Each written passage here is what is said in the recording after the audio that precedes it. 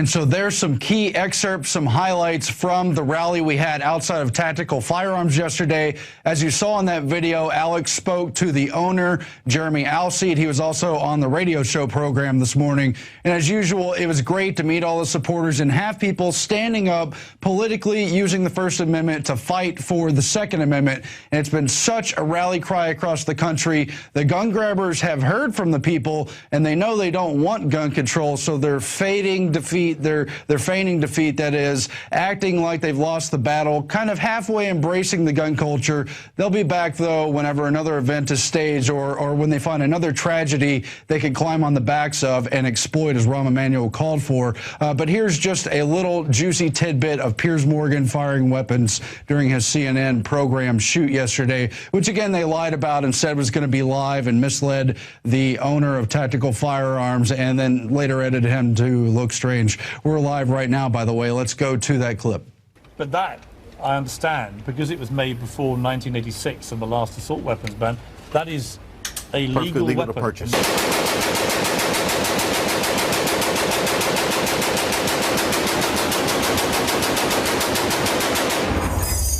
Why would any civilian need one of these? This is an investment. I purchased one of these a while back for about $1,200 and sold it for $12,000 and sold it for $45,000.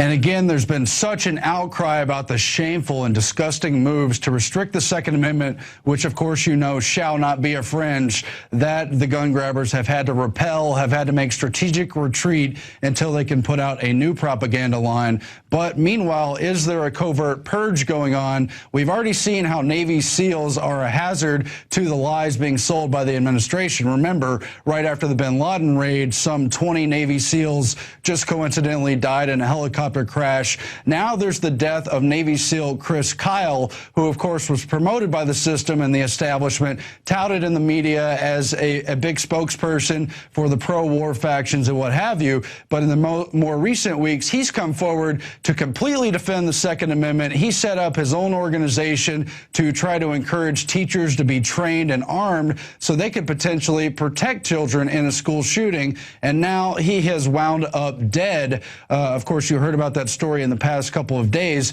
but this morning, Paul Joseph Watson published his article about how a U.S. Marine, an active Marine, came forward to challenge the official narrative and warn us that there might be more to the Chris Kyle murder. That's because he knew the alleged killer, Eddie Ray Ruth, and says there's really no reason he should have suffered from PTSD, post-traumatic stress disorder, because he never saw active combat, and while he was in the service, he was only a mechanic and only would have seen the lightest of any kind of things and, quote, never went beyond the wire. And so they really don't know why he would have been considered to have PTSD. Perhaps he may have fabricated his experiences to Chris Kyle to get close to him, or maybe there's quite a bit more to the story. Hopefully that will all come out. We've got to talk about these things. We've got to expose false flags and covert murders if they're going on. And of course, we have to continue to stand up for the Second Amendment. But we have this exclusive photo from the Marine, and he otherwise gave us credentials to show that he really was who he said he was, and that indeed he served alongside of Eddie Ray Ruth, and just that it doesn't make sense that he would have been suffering from PTSD and then just flown off the handle and started killing someone.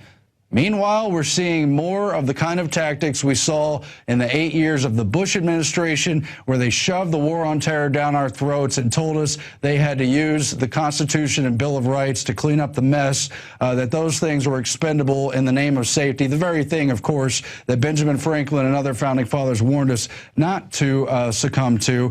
Eric Holder and the Department of Justice have told us it's, quote, legal to kill Americans with drones. Well, after the fact of targeting Anwar al-Awlaki and his 16-year son in Yemen, both United States citizens, they've now published a white paper outlining how it's supposedly legal to extrajudicially kill American citizens abroad. And what they're doing is manyfold. A, they're trying to legitimize their unconstitutional actions retrospectively, very much like John Yoo and the others in the Bush administration did with their infamous torture memo, justifying the fact that they can could go and just put electrodes on people's private parts or invade homes or use children as leverage and collateral to get supposed suspected al-Qaeda members to talk. And they're saying it's completely legal to just send a drone over and target bomb suspected al-Qaeda members. No proof, no due process, no Bill of Rights, no questionings, no hearings, no need even for evidence. All you need is for a senior military officer